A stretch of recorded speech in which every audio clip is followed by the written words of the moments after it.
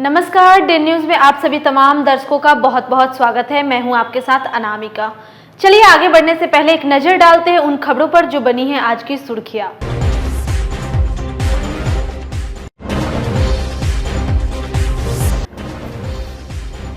पुरानी गुदरी रोड में पुलिस पर हमला, अतिक्रमण हटाने गई टीम पर लोगों ने की रोड़ेबाजी, भगदड़ में नाले में गिरा निगम कर्मी।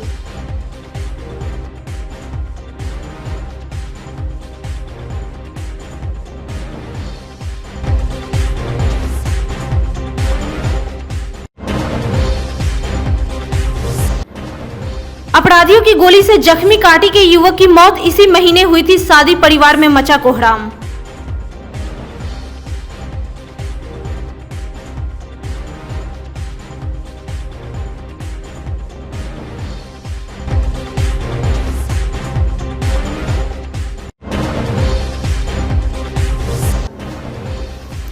और सास का हालचाल जानने अस्पताल पहुंचा युवक पर जानलेवा हमला, जांच में जुटी पुलिस।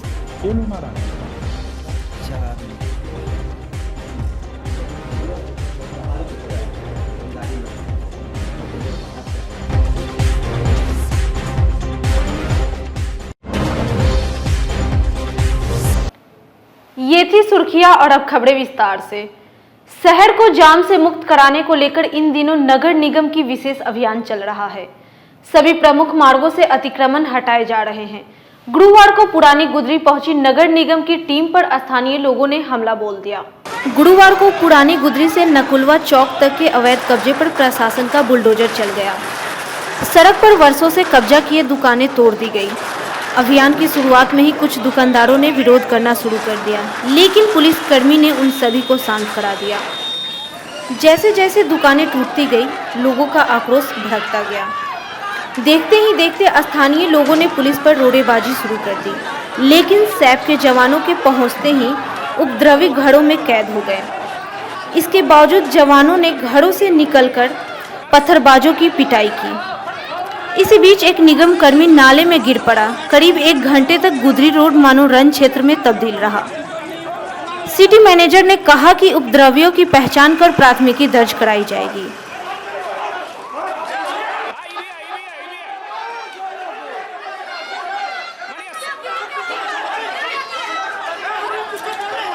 प्रभात सिनेमा चौक से पुरानी गुदरी तक चलाया गया अभियान, उन्मूलन अभियान चलाया गया है, जिसमें मीट मुर्गा दुकान अवैध जो रोड पे है सब तोड़ा गया है।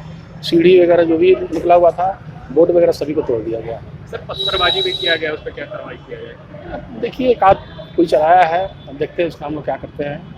एफआईआर होना चाहिए, एफआईआर करेंगे हम लोग। एक दिन पहले अपराधियों की गोली से जख्मी हुए कांटी के लसगड़ीपुर निवासी शराफत हुसैन की इलाज के दौरान मौत हो गई। इसी महीने की 6 तारीख को उसकी शादी हुई थी। पत्नी के हाथों की मेहंदी अभी छूटी नहीं थी कि पति की जान चले जाने से उसकी भी हालत गंभीर बन गई है।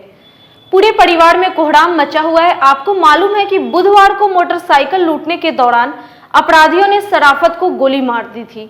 इलाज के क्रम में गुरुवार की सुबह उसकी मौत हो गई। 12 चक्के की ट्रकों से गिट्टी बालू की ढुलाई पर प्रतिबंध लगने के बाद से ट्रांसपोर्टरों में भारी आक्रोश है। पिछले कई माह से इन लोगों का आंदोलन चल रहा है।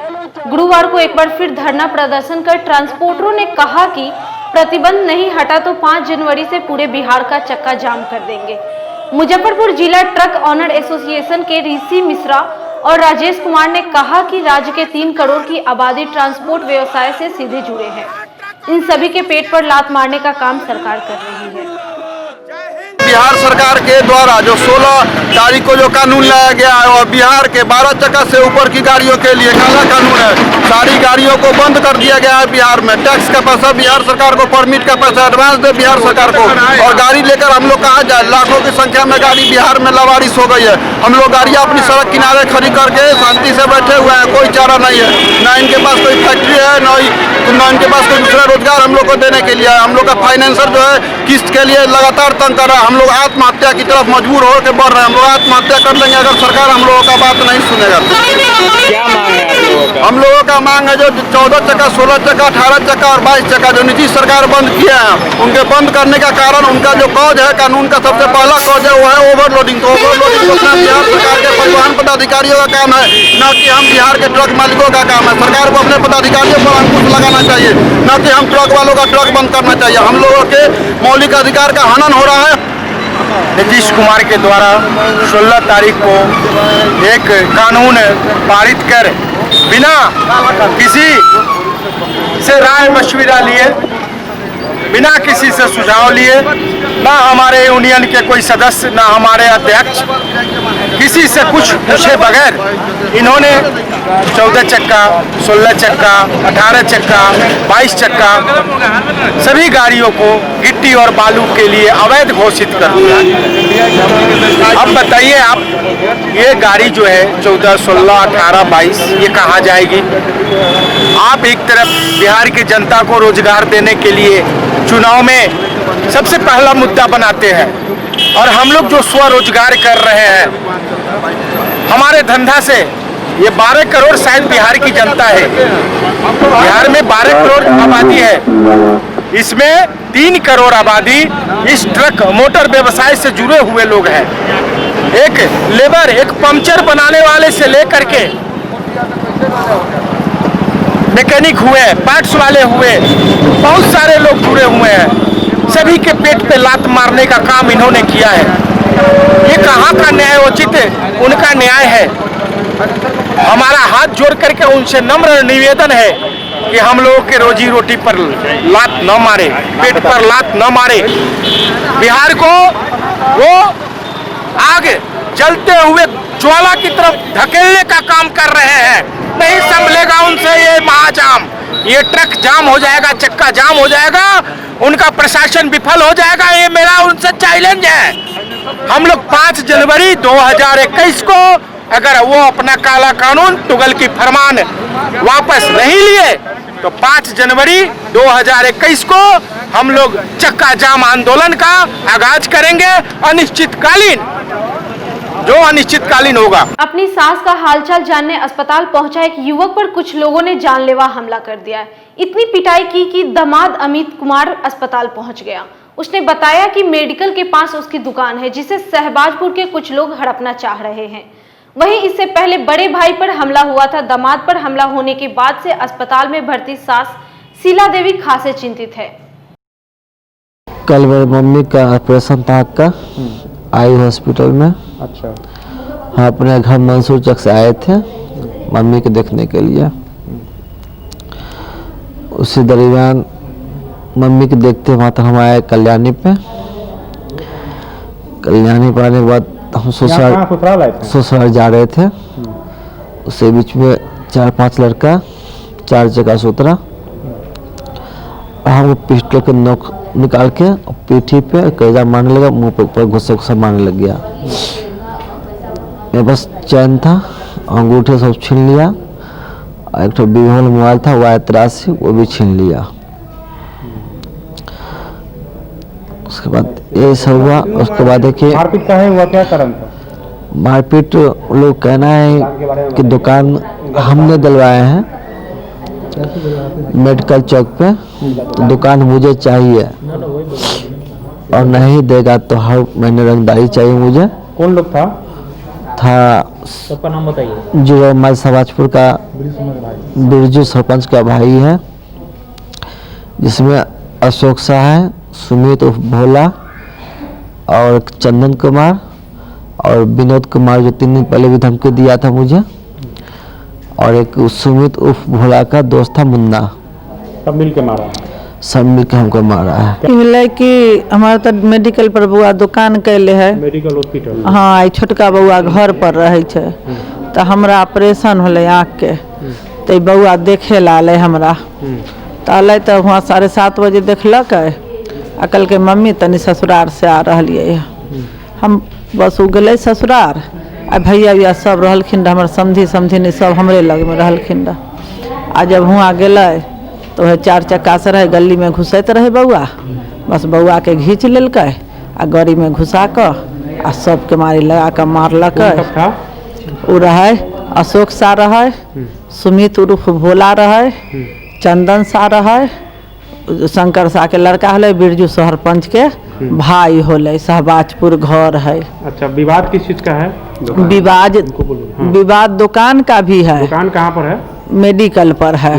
हाँ, मेडिकल पर दुकान है। मेडिकल पर अमर होटल है और मोबाइल दुकान है। 6ठा महीना में क्या चाह रहा है? वो लोग चाह रहा है कि रंग यहाँ से जल्दी यहाँ से भागे और दुकान जाकर बड़ा लड़का का भी एक बार मारा था और बोला कि मेरा बाप का दुकान है, तू हटा, नहीं हटेगा ना तो 25,000 के महीना हमको टैक्स ला। यहाँ ससुराल कैसे पहुँच गया वो लोग?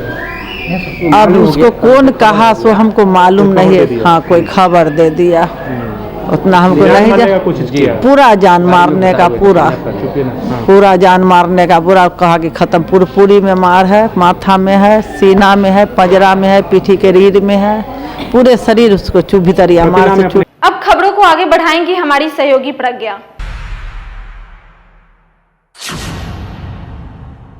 कार्यालयों के निरीक्षण का सिलसिला जारी है। आए दिन जिला में किसी न किसी अधिकारी द्वारा विभिन्न कार्यालयों का निरीक्षण किया जा रहा है।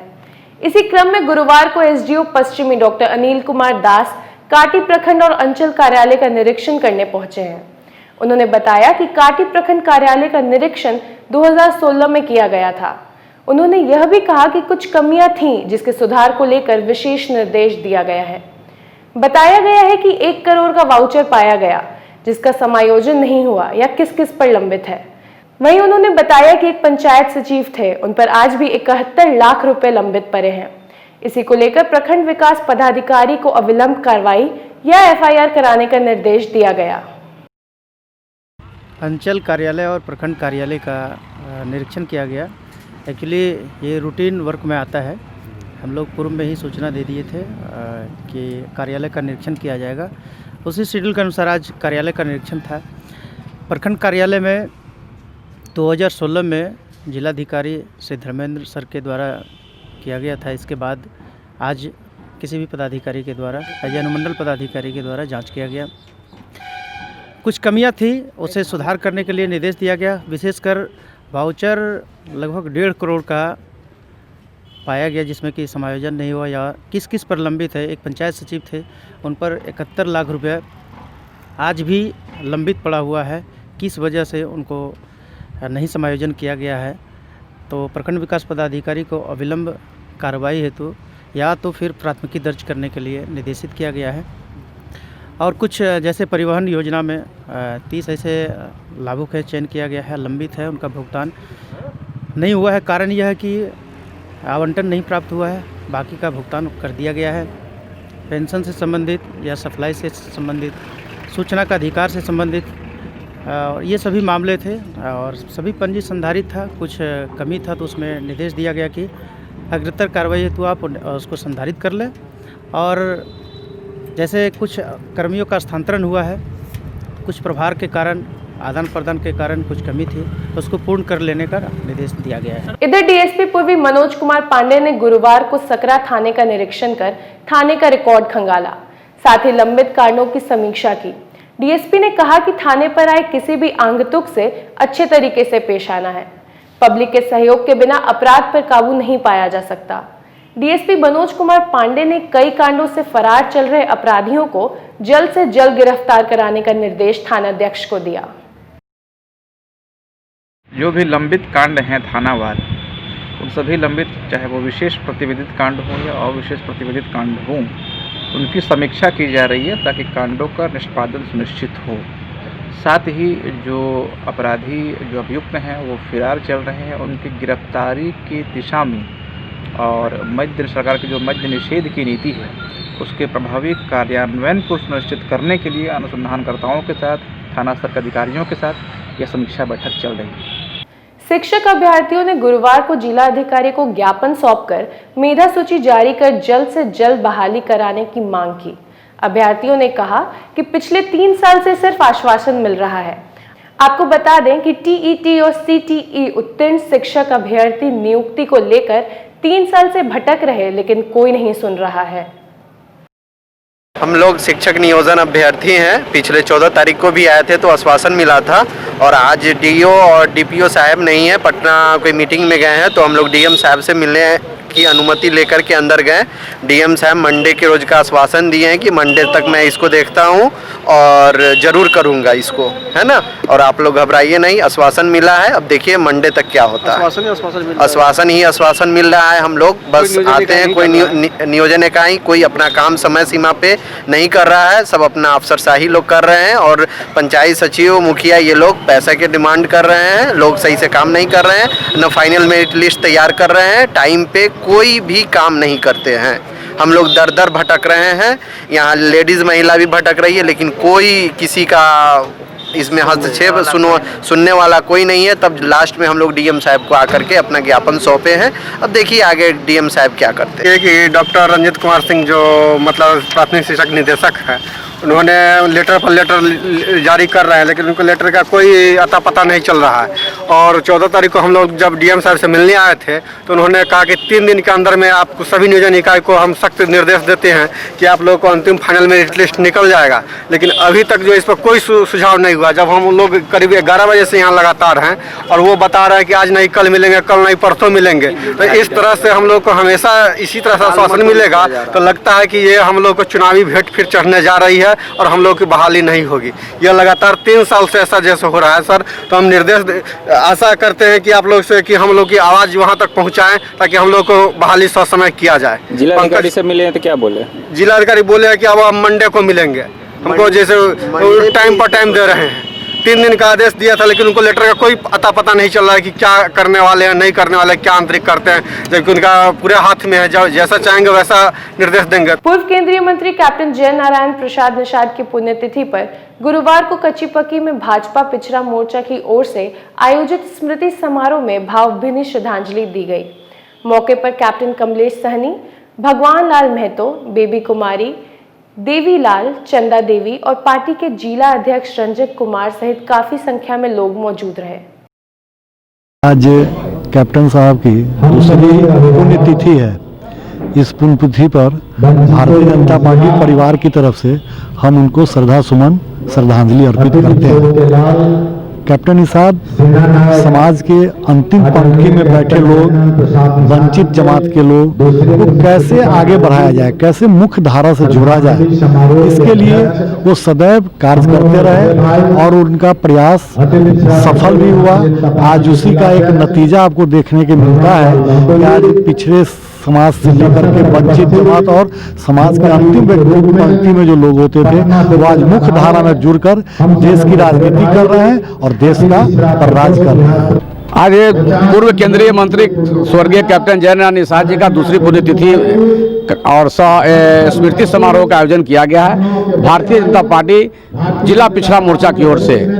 तो उसी कड़ी में हम लोग अपने आप को आज गौरवान्वित महसूस करते हैं कि एकदम वंचित जमात के नेता जिन्होंने वंचित जमात का स्थापना किया था अपने जीवन काल में, पूरे जीवन काल में ये शोषितों, गरीबों और वंचित जमात के लोगों का जो इन्होंने सेवा करने का काम किया, जो उनको आर्थिक रूप से, सामाजिक रूप से, राजनीतिक रूप से उठाने का जो काम किया, वैसे नेता का आज हम लोग दूसरी पुण्यतिथि मना रहे हैं। आज उसका नतीजा है कि पूरे बिहार में जो पिछड़ा अति पिछड़ा समाज का जो कुछ नेता जो दिखाई पड़ रहे हैं, जो नेता लोग आज राजनीतिक में सक्रिय रूप से जो दिख रहे हैं, ये कैप्टन निषाद जी के पृष्ठभूमि से उपजा हुआ ये ऐसे नेता लोग हैं। और हम लोगों को आज ऐसा मौका मिला है और आज ऐसा अवसर मिला है उनके पुण्यतिथि और स्मृति समारोह मनाने का।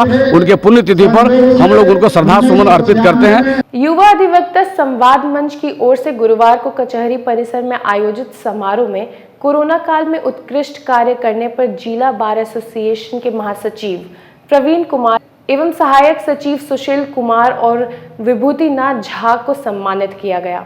मौके पर मंच के अध्यक्ष ए आजाद, महासचिव रवि रंजन सहित कई अधिवक्ता मौजूद रहे। आज की खबरों में फिलहाल इतना ही। कल फिर मिलेंगे कुछ नए खबरों के साथ। तब तक के लिए हमारे डे न्यूज टीम को दीजिए इजाजत। नमस्कार।